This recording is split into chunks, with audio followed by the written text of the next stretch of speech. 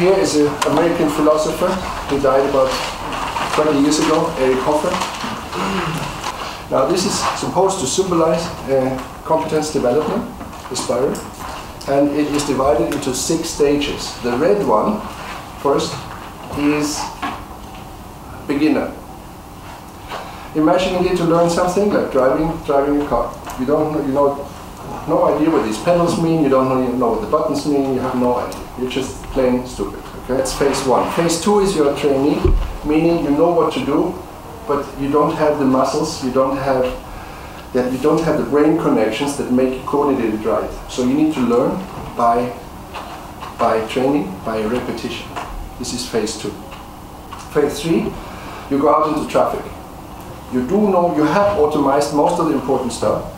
You can go out into traffic, but there needs to be somebody in the car who has his own brake, his own pedals, and can actually check what you do in case you make a big mistake.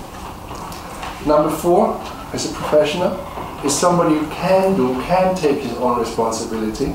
He has a driver's license, he can make his own decisions, but if there are really difficult circumstances, bad weather, he would feel good if there was somebody to call, somebody to have on the passenger seat. Number 5 is real experts, really master at what he does. Master not in the sense that he's dominating others, but master in the sense that he's really good at it.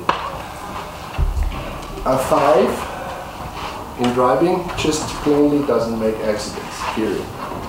He has a 360 view, he can see about 200 meters how somebody's going to react, he just knows what's going to happen, and he will act early.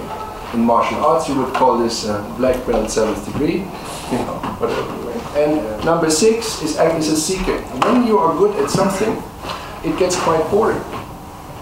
Because if you're really good, it's just repetitive and you know what to do and there's no development. So you need to think what to do next with your life. You need to lift your head and you want to know, what do I do? Strategic use of my skills, what else do I want to learn? When you have done that, you know what's new. You need to get back into one and you learn new things again.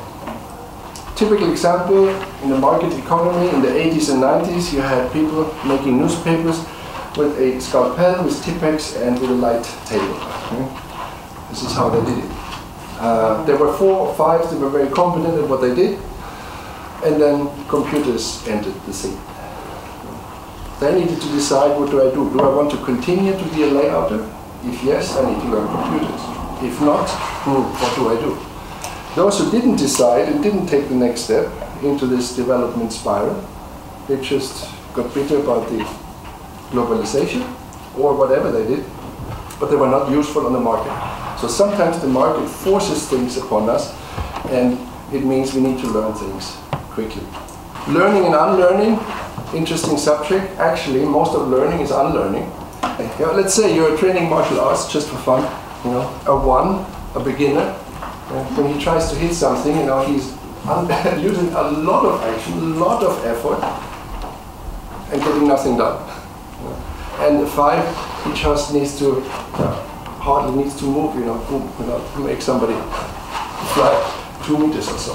So the economy of effort gets better and better when you go from 1 to 5. The economy of effort is extremely bad as a beginner, and it's extremely good when you are masterly at something. And the funny thing is, what does a master really do? Yeah, it's not so much that he learns new things, he actually stops doing unnecessary things. So much of learning is stop doing the nonsense and do what is really essential.